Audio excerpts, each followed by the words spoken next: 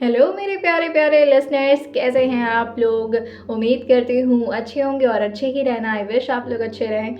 मैं लेकर आ गई हूँ आपके लिए तो ज़रूरत है मेरी सीरीज़ का नया एपिसोड।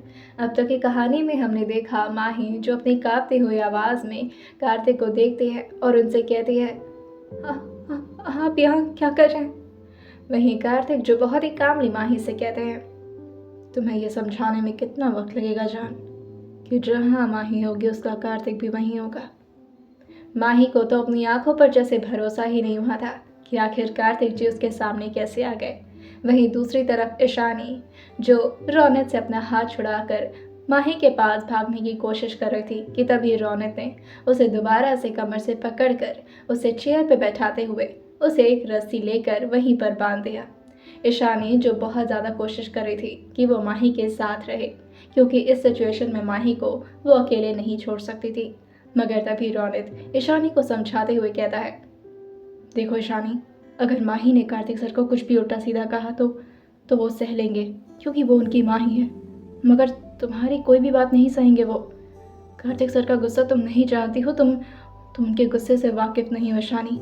तुम्हारे लिए यही बेटर होगा कि तुम यही चुपचाप से बैठी रहो और ख़ुद को खोलने की कोशिश मत करना, अगर खुद को सलामत देखना चाहती हो तो। मगर रौनक ने उसे इतना जोर से बांध रखा था कि ईशानी ढंग से हिल नहीं पा रही थी। माही जो विवान और उनकी मॉम सीमा जी की तरफ देखती हैं, जिनके माथे पर कार्तिक के बॉडीगार्ड्स ने बंदूक तान रखी थी। माही जिसका ये देखकर और भी ज़्यादा हालत ख़राब हो जाता है। विवान ने आखिर उसकी कितनी मदद की थी और इसी शख्स से बचने के लिए तो वह विवान और सीमा जी के घर पर आई थी।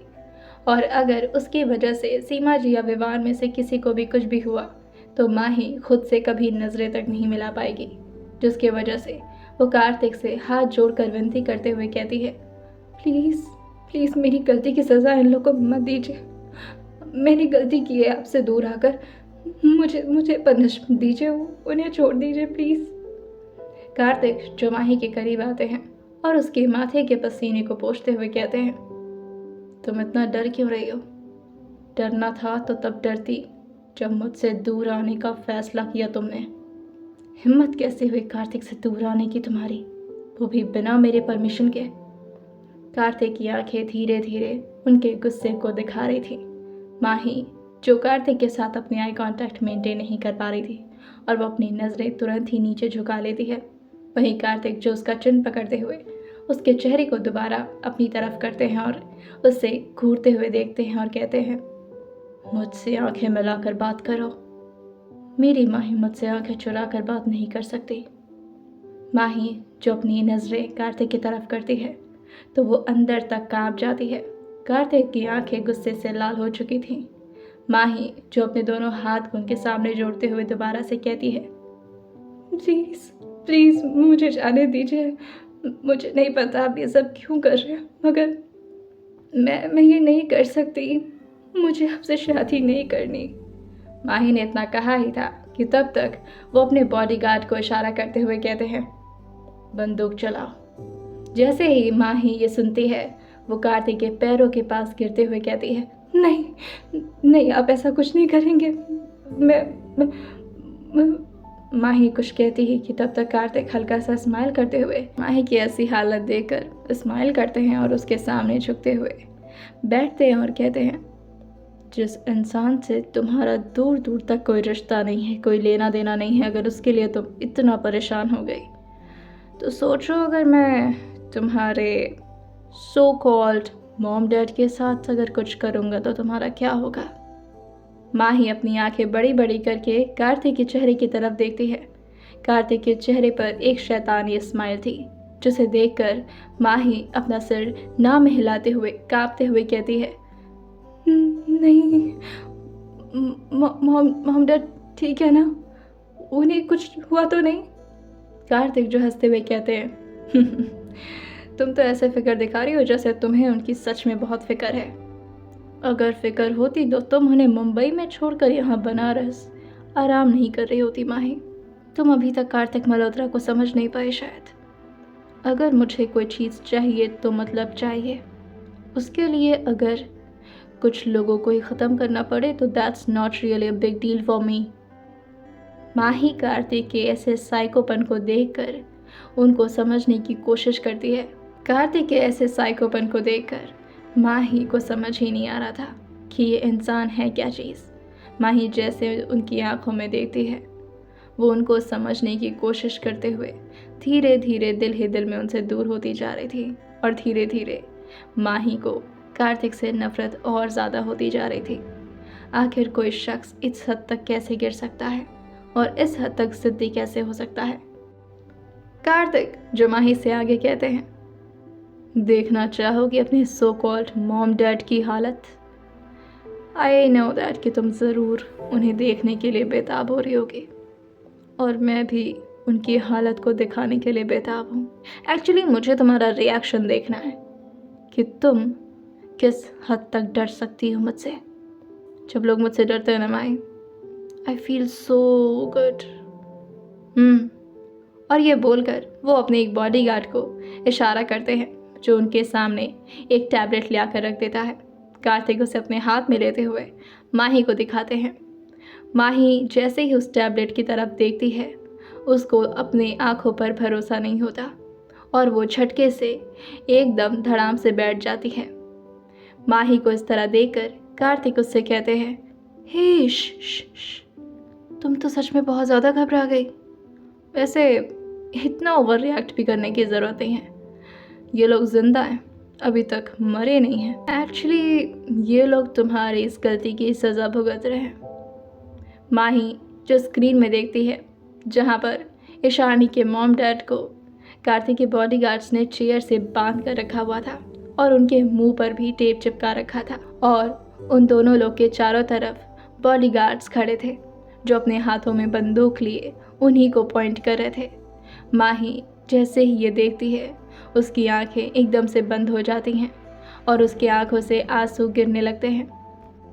कार्तिक जो माही के शोल्डर पर हाथ रखते हैं और उसके हाथ को ज़बरदस्ती खींचते हुए उसे दोबारा से खड़ा करते हैं और उसके कानों में धीरे से कहते हैं, इतना काफ़ी है तुम्हें डराने के लिए या कुछ और करना पड़ेगा मुझे?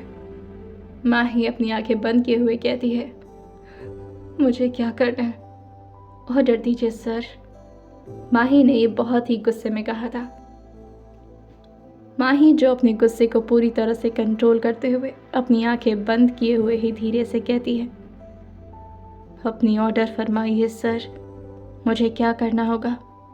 माही ने ये बहुत ही गुस्से में कहा था, मगर उसने अपनी आंखें बंद की हुई थी क्योंकि अगर वो कार्तिक का चेहरा देखती तो उसका दिल करता कि वो ज़ोर से कार्तिक के चेहरे पर एक थप्पड़ जड़ दे, जिससे प्रॉब्लम्स और ज़्यादा बढ़ सकती थी।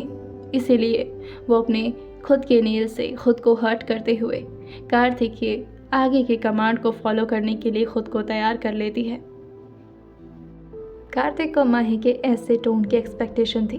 उन्हें अंदाज़ा हो चुका था कि माही कुछ इसी तरह रिएक्ट करेगी, मगर कार्तिक को इन सबसे क्या फ़र्क पड़ने वाला था। ना तो वो माही के गुस्से से डरते थे और ना ही माही के फीलिंग की उन्हें ज़रा भी फिक्र थी। वो माही को अपने करीब लाते हुए उसके कान में तेज़ से कहते हैं, मेरी बात ध्यान से सुनो, जो कह रहा हूँ बिल्कुल वही करोगे तुम। कार्तिक जैसे ही अपने हाथों की तरफ इशारा करते हैं, उनका एक बॉडीगार्ड माही के उसी शादी के जोड़े को उनके हाथ में रख देता है जो रौनक माही के घर पर ले गया था। माही जैसे ही उस जोड़ी की तरफ अपनी नज़रें उठाकर देखती है, उसे बहुत ज़ोर से गुस्सा आता है, मगर वो क्या ही कर सकती थी। वो अपने गुस्से में ही खुद के नेल्स को खुद के हाथों में छुपाते हुए अपने गुस्से को कंट्रोल कर रही थी, क्योंकि माही के पास इसके अलावा और कोई ऑप्शन नहीं था। कार्तिक जो माही के हाथ को खोलते हैं और उसके हाथ में ज़बरदस्ती वो शादी का जोड़ा पकड़ाते हुए कहते हैं, जाओ इसे पहन कर आओ, और हाँ, ज़बरदस्ती की हो या मर्जी की, शादी तुम्हारी यही है, तो जितना खूबसूरत बन सकती हो बन लेना, क्योंकि उसके बाद तुम्हें मौका नहीं मिलेगा। माही जो चौंकते हुए कार्तिक की तरफ देखते हैं तो कार्तिक हल्का सा स्माइल करते हुए कहते हैं, दोबारा शादी करने का मौका नहीं मिलेगा। माही जो अपनी आंखों में आंसू लिए उस जोड़े को अपने हाथ में पकड़ती है और वहाँ से तुरंत ही भागने को होती है कि तभी कार्तिक उसे रोकते हुए कहते हैं, डियर। माही जो पीछे मुड़ते हुए देखती है और उनकी आंखों में देखते हुए कहती है, अब क्या है?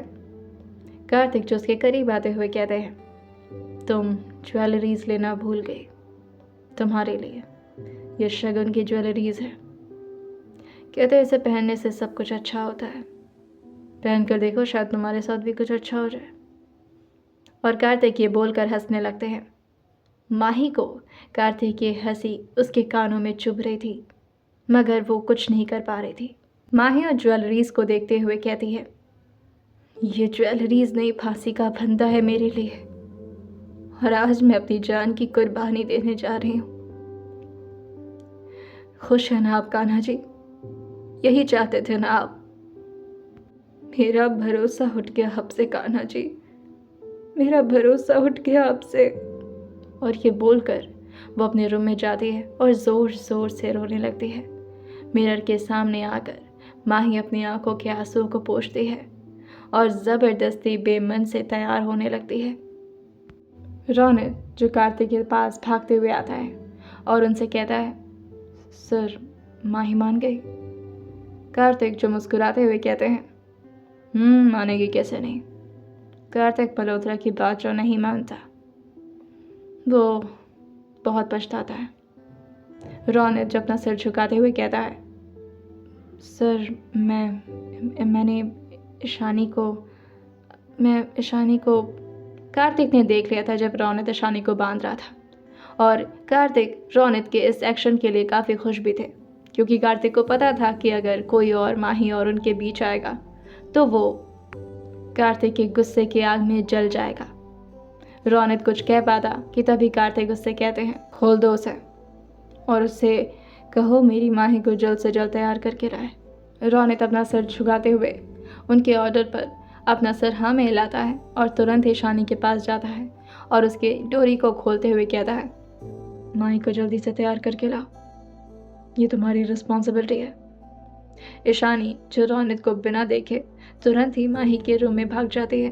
वही माही जो खुद को ज़बरदस्ती तैयार कर रही थी, जैसे ही माही को ईशानी इस हालत में देखती है वो उसे दौड़ कर जाकर हक कर लेती है और दोनों ज़ोर ज़ोर से फूट फूट कर रोने लगते हैं। माही जो फूट फूट कर रोते हुए कहती है, Ishani I am sorry. Ishani जो अपना सर नाम हिलाते हुए अपनी आंसुओं को पोंछते हुए कहती है, नहीं नहीं माही, कुछ नहीं हुआ है, तू मुझे सॉरी क्यों बोल रही है।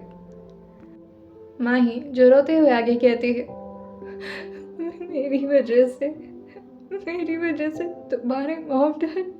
ईशानी जो तुरंत ही चौंकते हुए पूछती है, क्या हुआ मॉम डैड को? माही बताओ क्या हुआ मॉम डैड को? ईशानी की ऐसी बातें सुनकर माही जो नाम में सर हिलाते हुए कहती है, कुछ नहीं हुआ उन्हें, और आई प्रॉमिस मैं उन्हें कुछ नहीं होने दूंगी। अगर उन लोगों को बचाने के लिए अपनी जान भी कुर्बान करनी पड़े तो मैं एक बार नहीं सोचूंगी। ईशानी जो रोते हुए कहती है, कैसी बातें कर रही है माही, तेरी इसमें कोई गलती नहीं है और तुझे ये सब करने की कोई ज़रूरत नहीं है, और मैं बहुत गिल्ट हूँ माही कि मैं तेरे लिए कुछ नहीं कर पा रही हूँ। माही जो आगे कहती है, नहीं, तूने जो मेरे लिए किया है ना वो शायद कोई सगी बहन भी नहीं करती, और तूने तो मुझे रहने के लिए घर दिया, मेरे सिर पर छत नहीं थी, तूने मुझे छत दिया, मुझे एक परिवार दिया और मुझे बहन की तरह प्यार दिया, इससे ज़्यादा और मुझे कुछ नहीं चाहिए था ईशानी। और मैं तेरा ये एहसान ज़िंदगी भर नहीं भूल पाऊंगी, इसे चुकाना तो दूर की बात है, मैं तो इस एहसान के तले ज़िंदगी भर दबी रहूंगी। ईशानी उसको ज़ोर से हक करते हुए कहती है, माही आई एम सो सॉरी, मैं कुछ नहीं कर पा रही तेरे लिए। माही भी उसे ज़ोर से गले लगा कर कहती है,